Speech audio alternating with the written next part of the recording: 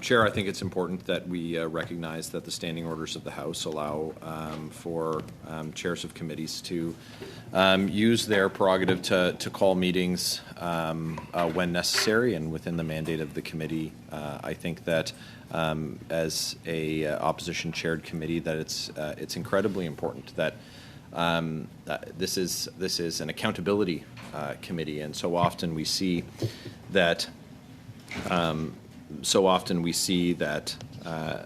There are members who don't recognize the need for all members, all backbenchers, to hold the government to account. And that term, I mean members on all sides of the House need to make sure that the executive is kept in check. And so when the standing orders have been adopted by the House and allow for the chair of a committee to call a meeting, that the committee not act contrary to those standing orders of the House. It's a power that is used sparingly or rarely, but I think that it's important that it's one that's preserved. And when we look at the work that this committee has done, and you look at the issues that have been in front of this committee, whether it's the $60 million Arrive scam and and a government that says there's nothing to see here, there's no this was necessary in the context of the pandemic, and therefore all expenses were justified, and everyone should move on.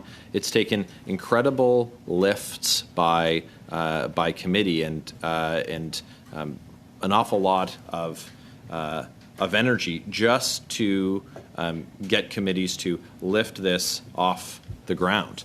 And once it's off the ground, we seem to find new information that is revealing to this government's lack of respect or fiduciary responsibility for Canadians. We have $60 million and on an app that saw massive subcontracting. 30% of those subcontracted fees were for people who did no work on the app, and that's not acceptable, especially in the context of Canadians who are struggling to pay their bills and struggling to just get by. And this committee has been seized with on multiple occasions ethical scandals involving the Prime Minister. Again, important work done by this committee, whether it was the Trudeau Report 1, where the Prime Minister was found guilty of breaking the Conflict of Interest Act, and the not just in one instance, but multiple sections. I think 4 sections of the Act for illegal vacations taken to Billionaire Island, where he was joined by the then president of the Liberal Party, who's now a Liberal MP, was joined by the Labour minister, and joined by Mr. Pitfield, the gentleman who he just relieved of a real estate burden at taxpayer expense. That came from the work of this committee, that we were able to expose and challenge the narrative that the government was putting forward. Again, with the Trudeau 2 report, much work was done at this committee. And the ability of the chair to call meetings outside of the regularly scheduled slots is sometimes necessary in order to fulfill our mandate. In that case, it was the Conflict of Interest Act again, and it was the Prime Minister who was found to have interfered in the criminal prosecution of SNC Lavalin, a firm that had illegally funded the Liberal Party of Canada, but also was found guilty of bribing Libyan officials in the Gaddafi regime to the tune of $48 million, defrauding the Libyan people of more than $100 million. And we saw related, of course, to the Prime Minister, but the Trudeau 3 report, where another member of the Prime Minister's cabinet in that case, his then Finance Minister, Bill Morneau, was found guilty of breaking the Conflict of Interest Act. These are part of these issues are part of the work of this committee, and the $1 billion green slush fund, because we're not duplicating the work of other committees, it's being addressed at the industry committee, but is also seen hearings here and government operations, I think public accounts. But this was important for this committee to introduce, examine, and then for the committee to get ultimately got housed elsewhere. But when important issues come forward, the committee needs to be able to do its work. And that's what the standing orders allow for. It's not infrequent that we find ourselves dealing with issues that touch on members of the executive and their obligations having been breached, and what that looks like in terms of the erosion of Canadians' confidence in our public institutions. The president of the King's Privy Council was found, Minister LeBlanc, was found guilty of breaking the Conflict of Interest Act and claim scam.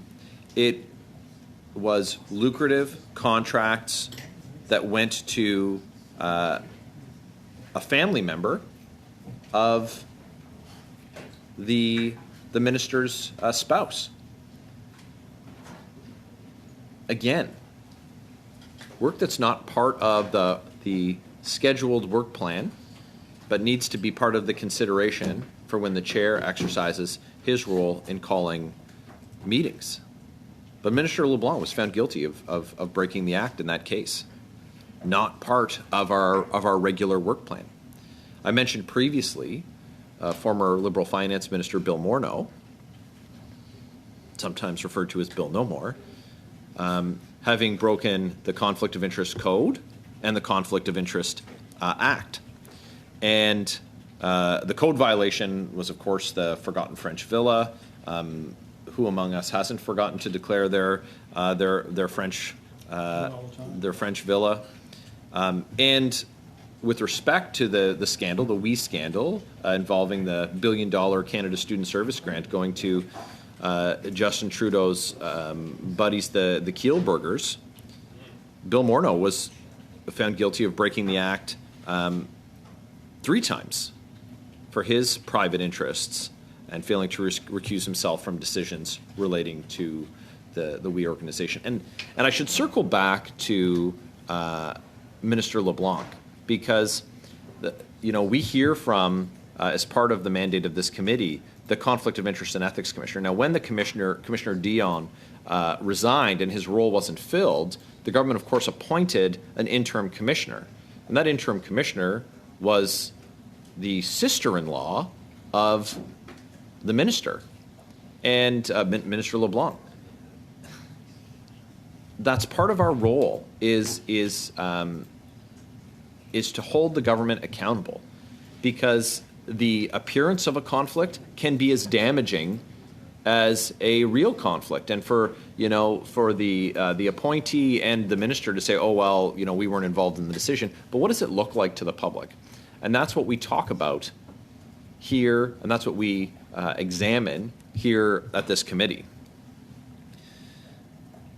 Of course, when we have the regular work plan for the committee, the regular sitting calendar for the committee. Sometimes we're able to insert items into that. Sometimes we have meetings that are called pursuant to Standing Order 106.4, where we can deal with an issue.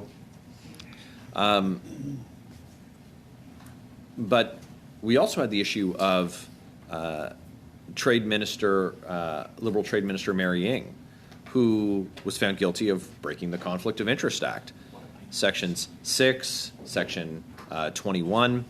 And this was when she gave her best friend, Amanda Alvaro, contracts worth tens of thousands of dollars, not tendered, but just she had a comfortable relationship with a Liberal insider, a former Liberal staffer, and thought, you know what, this is the right fit for me. She was unconcerned about the not just the appearance, but also the reality of that for taxpayers. Would she have spent tens of thousands of dollars on that service if it wasn't to her friend? Would Canadians have been on the hook for that expense when she already had ministry staff and member staff to fulfill that function? We had and it's interesting now because the Speaker is an elected Liberal member, but he was then the Parliamentary Secretary to the Prime Minister and Parliamentary Secretary to President of the Treasury Board, and he was found guilty of breaking the Conflict of Interest Act, using his position to try and influence the CRTC, and to the benefit of a personal interest of his. This is something that is important. I mean, the now Speaker, the then Liberal Parliamentary Secretary, Mr. Fergus, was a member of this committee. But once you have that role, once you swear that oath, it's the responsibility of all parliamentarians to make sure that that accountability function is being exercised, because it's what Canadians expect. And the standing orders allow for chairs, not just of opposition-chaired committees, but of government-chaired committees as well, to do certain things, to bring the meeting, to schedule a meeting, to call the meeting to order, to suspend the meeting, to adjourn the meeting, and to respond to those 106.4, Standing Order 106.4 meeting requests. And we see government chairs and opposition chairs have employed all of those powers to call meetings outside of the regular time. We know that there have been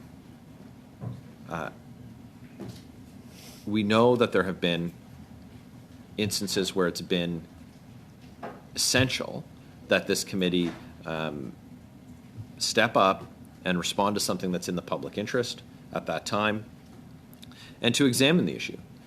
And sometimes where there's smoke, the fire's gone out, but sometimes we find out that where there's smoke, there's actually an inferno. And that is very often the case. And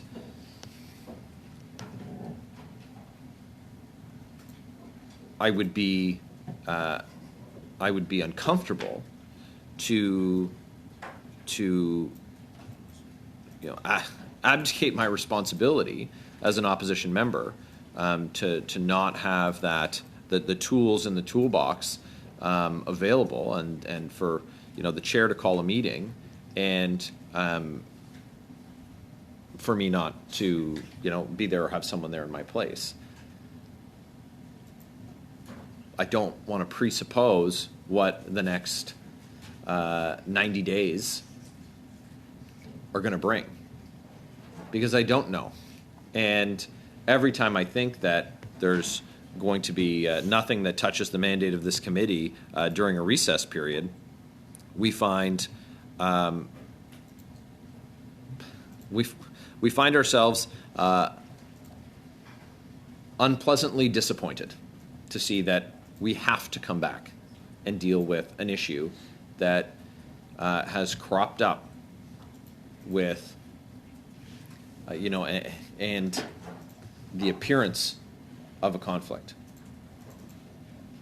can even rise to that test. We saw an example of that. We saw an example of that over January, where the Prime Minister ended up taking another one of his vacations at a luxury resort, and did so. Yes, there was great expense to taxpayers for the Prime Minister's security, but it was also a gift, and the stay at this luxury resort. But what does that look like to Canadians when someone who's involved in the Trudeau Foundation, which of course is an issue that we've examined at this committee, and the Trudeau Foundation's many ties to the government? This is a Trudeau Foundation booster or member who's giving the Prime Minister a substantial gift. We need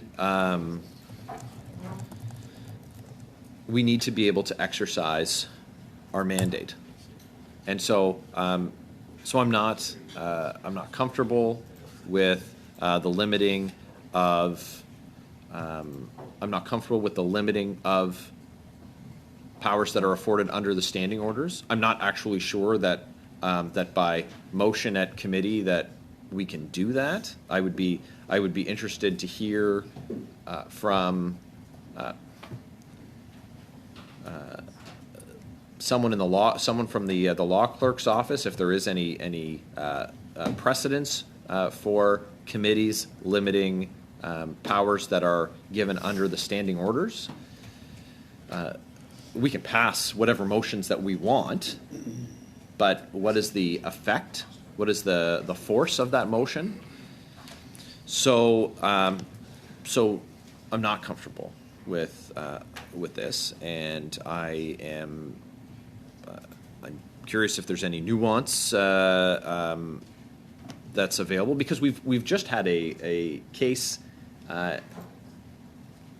that demonstrates why it may be necessary to have meetings, and that's the hearings with Ms. Poon and Mr. Anderson with respect to Liberal Minister Randy Boissonneau's involvement with those two companies, and the questions that have come up about that. And that's pushed our agenda now into July. And so it's important that we keep all of the tools that are available to us in the toolbox. I think it's an open question whether or not this is a power that the committee has to limit powers that are given under the standing orders. So I'll take a look at the motion. Listen to what the other members have to say, if anyone else has anything to say about it, and but just at first blush, I'm just based on the important work that we have done, the work that we can do. I don't think that I'm comfortable supporting this motion.